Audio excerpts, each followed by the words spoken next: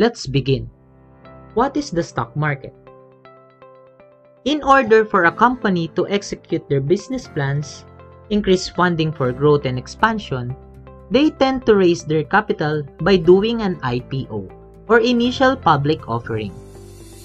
If the company has a good potential and has met all of the requirements, then their stock can be listed in the stock market, open for possible investors.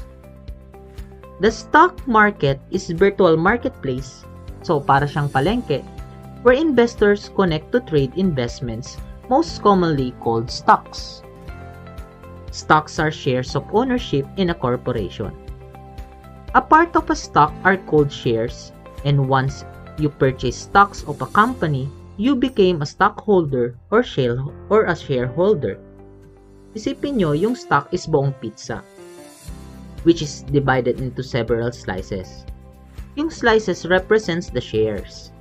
Yung nagmamay-ari naman ng slice, sila yung tatawagin nating shareholders. Shareholders can only trade shares through certified brokers who acts as a mediator of the transaction. The Philippine Stock Exchange, or simply PSE, is a private non-profit and non-stock organization created to provide and maintain a transparent and orderly market for the purchase and sale of stock. Sa ngayon na binubuo ng 300 listed companies being offered for the public for investing. This is fairly regulated by the government through the Securities and Exchange Commission or SEC. The PSEI o yung tinatawag nating index is composed of the 30 biggest public companies in the Philippines selected based on the criteria that the Philippine Stock Exchange defined. Many believe that the PSEI is a good indicator of the general state of the Philippine economy.